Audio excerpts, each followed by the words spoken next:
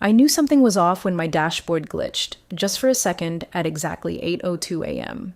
The kind of blink that doesn't scream error but whispers you've been erased. I refreshed. Nothing. Tried the dev console. Locked. Admin panel? Gone. Not even a rejection message. Just empty. Like I'd never existed. My first thought wasn't panic. It was a strange, hollow stillness, like stepping into a familiar room and realizing someone moved the floor. And then I checked my messages. 11:57 p.m., the night before. Derek Blaine. Drop the attitude or say goodbye to your 190K bonus. Final warning. All caps. No greeting, no context. Just the digital bark of a man who thought volume meant authority. I had corrected him once in a Thursday sync. Politely, factually. He claimed we didn't need redundant timestamp verifications in the East Asia cluster. I pointed out that omitting them would break compliance in 3 countries. He called it fear-based thinking. I called it regulatory law. I read his message twice, then typed back. Noted. 1 word. No punctuation. That was all. And then I went to bed. Look, before I go further, if you're the kind of person who listens to stories like this, chances are you're one of the 97% who forget to subscribe. It really does make a difference. Click that button, hit like. It keeps this channel alive and makes sure more people hear stories they're not supposed to hear. All right, back to it. I didn't go into the office that morning. No fire to put out, no rant to deliver. I just unplugged my hardware token, powered down my work laptop, and poured my coffee like it was any other Friday. My dog, a geriatric beagle mix named Rufus, watched me with his usual morning suspicion, like he knew something had shifted in the air. We went for a long walk through the old rail yard path behind the apartment. It was quiet, cold, clean. When I got back, my inbox was full. Auto notifications, role removals, revoked credentials. HR had sent a PDF titled Final Access Termination Confirmed. There was no meeting, no conversation. They hadn't even waited for a response to my noted. That's how Derek worked. Remove the obstacle, ask forgiveness later. Only this time, he didn't understand what or who he'd just deleted. See, I wasn't some glorified project manager with a big mouth and a Slack presence. I was the architect of the thing they all forgot existed. The backbone of Ionex's logistics system, the master scheduler protocol, was mine. Not because I built it from scratch, but because I inherited it 6 years ago when the original designer bailed mid-panic during a flu vaccine rollout. I picked it up, stabilized it, and wrote protocols no one bothered to rewrite. Because it worked. Always. Most employees thought scheduling was handled by the UX interface or the OPS dashboard. But the real logic, timers, fail-safes, cold chain timeouts, cosigner triggers, was buried beneath 6 layers of shell scripts and conditional logic. And at the root of it all, a local, hardware-bound certificate, unchangeable without dual authentication. One cert hard-coded to my credentials. The other, never reassigned. They didn't revoke my access. They revoked their own ability to use their own system. And the best part? I had warned them, quietly, years ago, memo after memo, each one flagged as not urgent or for future review. I wasn't loud. I wasn't pushy. I just documented everything. That's what women like me do in tech. We don't get to shout. We get to log. And sometimes those logs outlast your titles. I made one call that morning. Not to legal, not to HR. I called my mother. She asked how I was. I said I was good. I wasn't lying. Something had shifted. Something irreversible. They thought I'd been erased. But what they actually deleted was their safety net. And in the silence of that morning, while Rufus snored beside my desk, I opened a backup archive I hadn't touched in 4 years. Because when someone declares war on you through a Slack thread and an all-caps midnight text, you don't reply with fire. You reply with protocol. It was supposed to be a routine status sync. Thursday afternoon, 15 people in one of those joyless Zoom boxes, everyone on mute except Derek and his favorite product lead, Mia, who giggled like it was her job. I was there to confirm rollout timing for the compliance patch triggers in EMEA. 5 minutes in, I started to explain the timing constraints in our Tier 2 queues, especially around dual verification for third-party pickups. Derek cut me off mid-sentence. Yeah, legacy timers, we're gonna sunset all that crap anyway. I tried once more. We can't sunset the compliance layer unless we decouple the certificate stack first. Can someone put that in English? He barked, smirking like he'd just scored a TED Talk mic. A couple people chuckled nervously, the kind of laugh that says, "Please don't notice me." So I stopped talking, just nodded, let him prance through the rest of the meeting like a rooster in a server farm. After the call, he pinged me on Slack. "You good?" I replied. "All clear." He replied, "Didn't sound like it." I didn't respond. That was mistake number 1, assuming silence would signal restraint instead of resistance. That night, 11:57 p.m., the text came through. I saw the blue flash on my nightstand, reached for it expecting some system alert or a deployment rollback. Nope. Just Derek's insecurity dressed as authority. Drop the attitude or say goodbye to your 190K bonus. Final warning. Not a single period, just all caps insecurity and a threat stuffed into a sentence like it was supposed to scare me. I stared at it for a full 60 seconds. Then I typed one word. Noted. Not because I was scared, but because that one word meant I've logged this, and you'll learn what that means. I didn't sleep much, not from anger, something colder than that. It's like watching a thunderstorm roll in and realizing your name's already been etched into the lightning. I woke up before sunrise, let Rufus out, made coffee, and opened my dashboard. It blinked twice, then flashed. Access revoked. No email, no Slack, just nothing. That's the thing with tech. When it wants to betray you, it doesn't scream. It deletes you. I stared at the blank dashboard for a while, then reached behind my monitor and unplugged the hardware token I'd used every single day for 6 years. Archived my laptop to the external drive, slid it into the padded case I kept for hurricanes and power outages. And then I walked my dog. The air was wet and still. Rufus sniffed the grass like it was any other morning, but I felt disconnected, not from the company, from expectation. The idea that if I just stayed competent and silent, I'd be safe. That illusion shattered with a 4-word message from a man who'd never built a single line of what he'd just tried to overwrite. I didn't cry. I didn't scream. I didn't even call HR because Derek's text wasn't a warning. It was an invitation. And I had already started preparing my reply, not with words, with consequences. By 9:40 a.m., the company had made its position clear, even if it never said a word. I was gone. They just hadn't figured it out yet.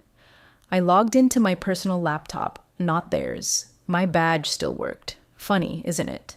They revoked my access to the system, but not the door. A fitting metaphor for the way Ionix operated. Lock the windows, forget the foundation. I drafted the resignation in under 5 minutes. The subject line was, "Formal exit, immediate. Body was clinical, restrained, weaponized only in its precision. I am resigning. Effective immediately due to structural interference with compliance-adjacent operations that compromise regulatory integrity and personal liability protections." Attached is a reference memo regarding ownership of core scheduling protocol. That memo, that glorious PDF, was dated April 3rd, 2017, the original security handoff between myself and the outgoing architect. 1 page. Signed, stamped, notarized. It assigned me full operational oversight of the master scheduling index and protocol ownership rights under clause 5.4b, pending dual auth retirement, which as of that morning had never occurred. They never opened it. I know that because the file tracking I embedded, out of habit, not spite, showed 0 engagement. Not from legal, not from HR, not from Derek. The only person who clicked on it that day was me. Within an hour, I received a boilerplate farewell package. Not a call, not a Slack message, just a document dump. Exit checklist, severance breakdown, NDA reminder. The kind of release form that assumes you were just another seat in the room, not the one holding the blueprint they all forgot existed. It disabled my credentials. Almost. They got the surface stuff. Slack, email, dashboard auth. But the root scheduling certificate, that lived elsewhere. You can't revoke what you don't understand. 6 years ago, when I inherited the protocol, I made a decision. The cert would be locally hosted, air-gapped, not cloud-managed. It was my fail-safe during cold chain crisis weekends when we couldn't afford latency. And no one, not Derek, not the last 3 CTOs, ever bothered to update that. It wasn't revenge. It wasn't sabotage. It was legacy. Clean, documented, and untouched. I walked into the office around 1 p.m., carried a reusable grocery tote instead of a briefcase. No box, no drama. I had 3 things to retrieve: my framed copy of the protocol schematic, my coffee thermos, and a thumb drive labeled emergency onboarding materials that nobody had ever asked to see. On the way out, I paused at the whiteboard in the dev pod and erased one sentence I'd written 2 years ago. Cert logic lives where quiet lives. No one looked up. No one noticed. It was like watching a building collapse in slow motion from the inside, everyone staring at Slack while the foundation vanished. I passed the receptionist, who gave me a half smile and said, "Have a good weekend, Maya." I nodded. "You too." And just like that, I was out. Not running, not hiding, just stepping away from the slow rot of a system that couldn't tell the difference between inconvenience and infrastructure. I wasn't retaliating. I was removing myself, cleanly, finally, and with the kind of silence they'd learned to fear. It was almost laughable, really, how quickly they'd moved to erase me and how utterly blind they'd been to where I actually lived inside their machine. I got home, peeled off my coat, kicked off my shoes, and fed Rufus a slice of turkey from the fridge like it was any other Friday. Then I walked over to the fireproof safe under my desk, turned the key, and pulled out an old gray external hard drive with a fraying label: Ionex Legacy, Vertex Build, Cert Docs. I hadn't touched that archive in 4 years. No need to. Everything in it was too foundational to mess with. The kind of stuff you store not because you'll need it, but because someday someone will forget why the lights stay on. That day had come. I booted the drive, waited for the hum of old data spinning awake, and opened the folder tree. There it was, just where I left it. Archive, 2017 Panic, AMPO Protocol 5, 4B Final Signed. PDF timestamp, April 14th, 2017, signed during the aftermath of the Great Scheduler Freeze, when our East Coast pickup grid desynced from the cold chain delivery stack and cost Ionex 3 contracts in under 48 hours. I remember staying up for 38 hours straight with the original architect, Marco, who was unraveling faster than our QA builds. He quit 2 weeks later. I stayed.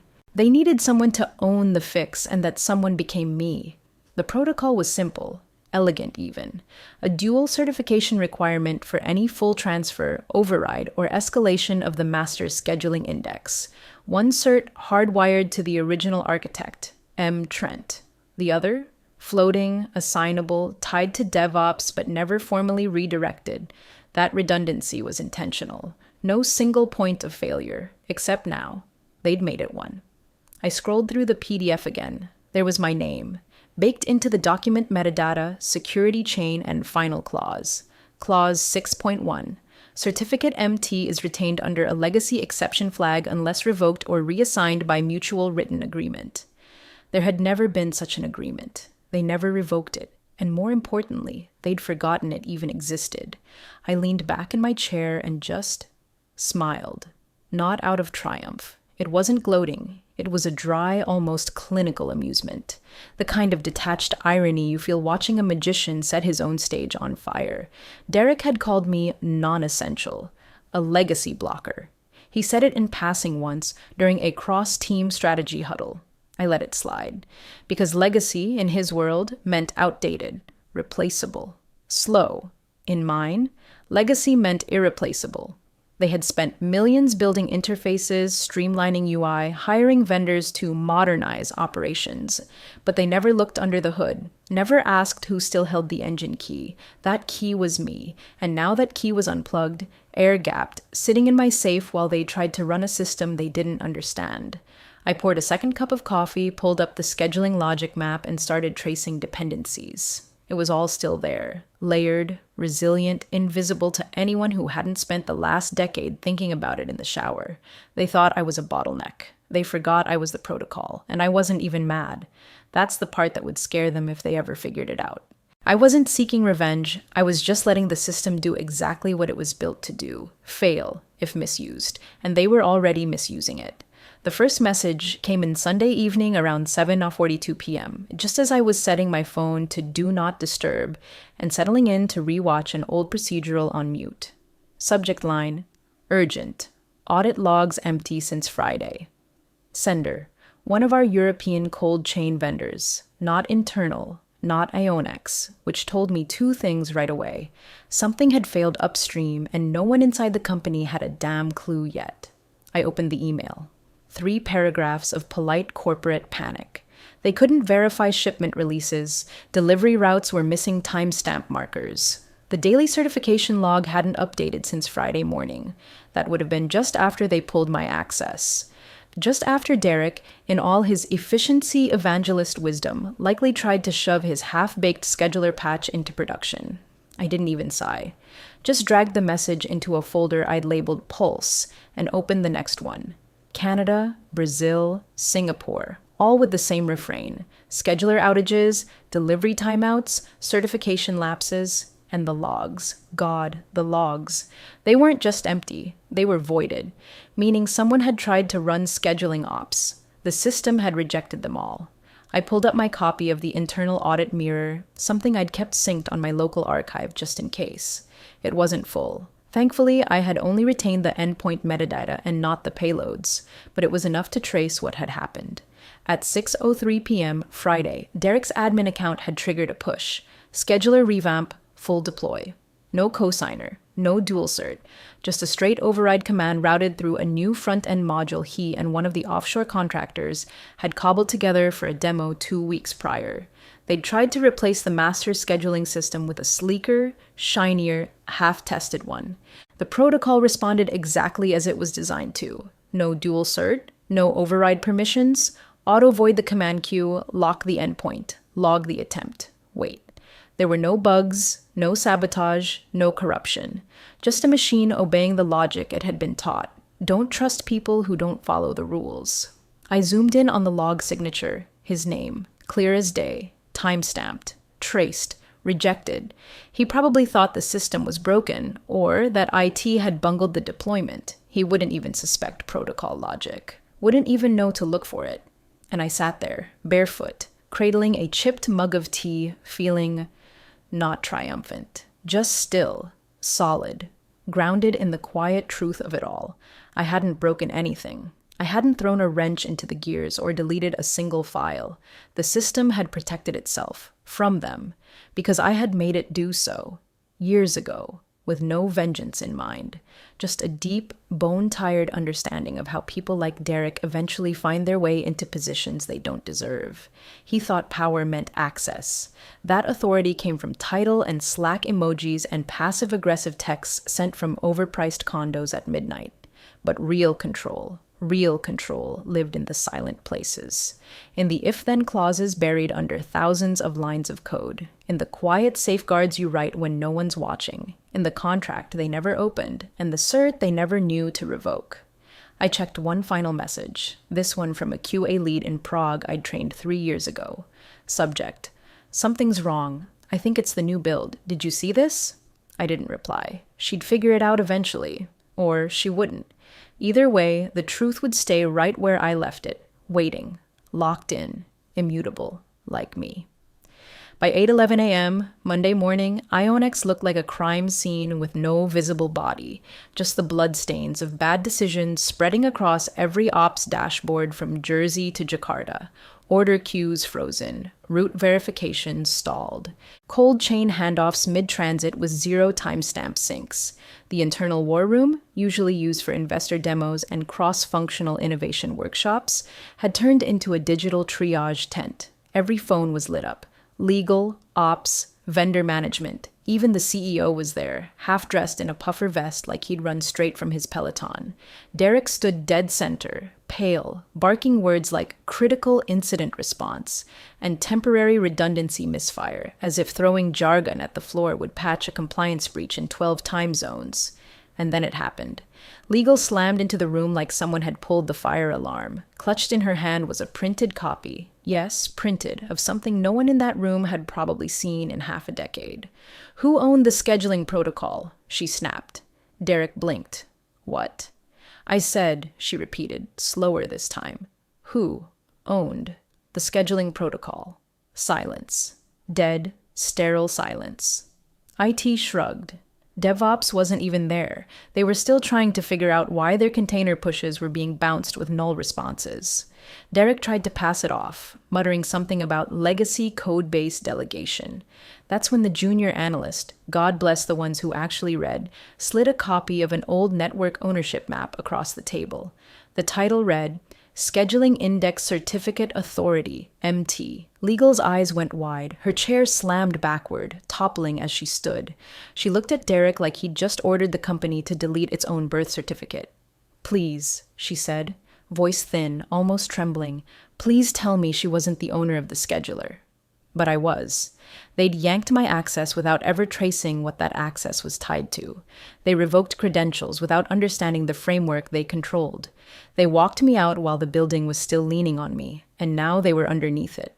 Back at my apartment, I'd just finished a second cup of coffee when the message came through. Former coworker. Not close, but smart. The kind of guy who kept to himself and remembered which cables mattered. Did you do this?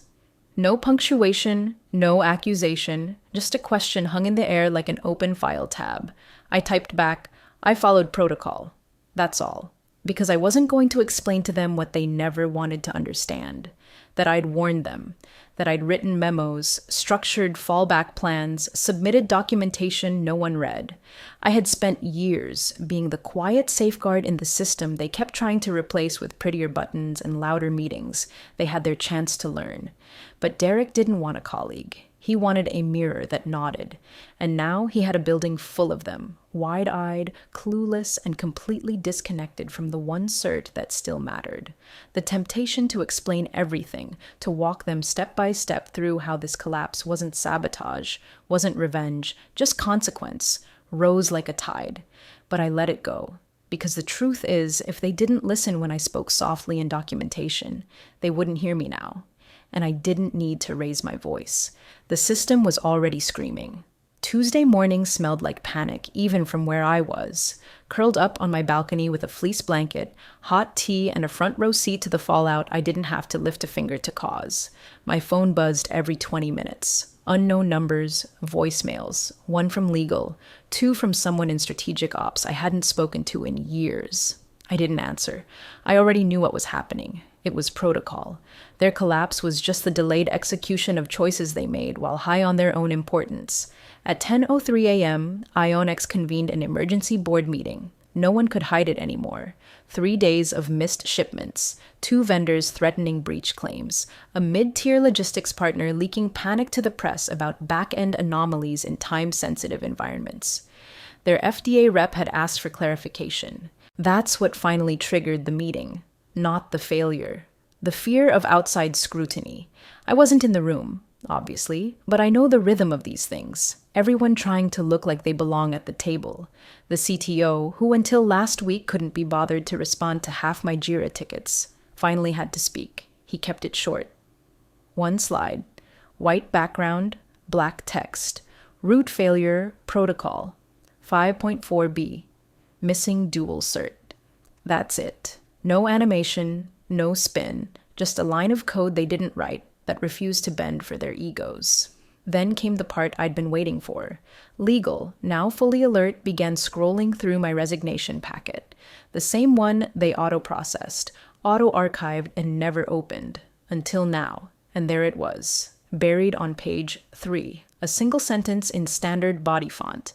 Employee retains certification rights per unrevoked protocol by 5.4b terms. It was written calmly, plainly, no italics, no bold, because power doesn't always need to yell. The CEO exhaled, slow and audible, the kind of exhale that follows the moment a person realizes the building they're standing in doesn't have a foundation. It had a name. Mine. He turned toward legal. Who approved the access revocation? Silence. Heavy. Pungent with career regret.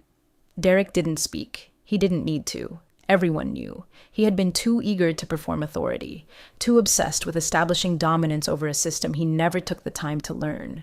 He thought removing me was like deleting a Slack channel. But I wasn't a channel. I was the root cert. The COO didn't say much, just snapped his laptop shut and muttered, "Get her back." Not ask if she'll return. Not let's discuss our options, just get her back. And I imagine, in that moment, every single one of them felt it. Not just the failure, but the absurdity of it. They hadn't fired me, they deleted me with a click, a command, a little dopamine hit of perceived control. They didn't read the fine print, didn't audit the legacy logs, didn't even know what the system required to function without me. They assumed I was an input. They forgot I was the architecture. So I stayed on that balcony for another hour, watching the world hum by while their empire wheezed in confusion. My phone buzzed again. New number. Straight to voicemail. Let them sweat. Let them dig. Eventually they'd realize they were never in charge. They just had access. And they revoked it without checking whose name was on the master key. They called it temporary maintenance on delivery systems. One of those public updates so sterile it could have been written by a language model on Ambien. No mention of the halted timestamps, the broken chain of custody logs, the partners demanding regulatory explanations. Just a calm, passive shrug dressed in corporate PR, because nothing screams we're in control like pretending your entire logistics backbone didn't just spontaneously combust. But behind the scenes, chaos, quiet, precise, thoroughly earned chaos. Someone, I assume legal, started sending feelers before the board meeting even ended. The first email hit my inbox Monday night, subject line, "Let's reconnect, open conversation." No signature, just an attachment, a retention contract. I opened it out of pure curiosity, the way you watch a train derailment in slow motion. New title, Director of Strategic Systems Integrity. Salary, nearly triple what I made before. Bonuses, equity, autonomy, every clause written like an apology without the guts to say sorry. I didn't reply. They didn't deserve a reply. They didn't get my silence as a negotiation tactic. They got it as a finality. Instead, I booked a Wednesday morning flight, not for vacation, not to escape, but to interview, quietly, privately, with a competitor I'd watched from a distance for years, smaller, more agile. None of the faux vision PowerPoint rot Derek trafficked in. They ran lean, respected specialization and, most importantly, asked questions like they actually wanted answers. The CTO there had been following the Ionex mess on LinkedIn through partner murmurs and vague headlines. He didn't press for details. Just said, "We've admired your work for a while. We'd like you to build something that lasts." I asked for one thing in the contract. Just one clause. Clause 5.4, I said. "Mine this time." He blinked. Meaning? Meaning no one revokes access without understanding where the bones are buried. He didn't flinch. Done. I signed that night. No drama, no press release, no LinkedIn post with fake humility and a blurry photo of an empty desk. Just a clean new build. My name, my certs, my logic. I didn't leave Ionex for a better salary. I left because they mistook quiet for passive. They thought control came from titles and Slack threads and late-night ultimatums. But real control? It's coded, structured, signed in triplicate and air-gapped for when the world goes sideways. And now I wasn't just protecting someone else's system. I was building my own, with my name at the root. It showed up without a return address. No logo, no markings, just a plain white envelope tucked in with the usual stack of junk mail and credit card offers. I almost tossed it. Almost. But the weight of it was off. Too heavy for spam, too light for legal. I brought it inside, set it on the counter, stared at it while my tea steeped. Then I opened it with the dull edge of a butter knife, because I wanted the slow satisfaction of tearing into whatever ghost they were trying to send me now. Inside was a single printed document, laser printed, not copied, formatted like a transcript. Top line, Ionex Systems, Emergency Board Minutes, Internal Review, Confidential.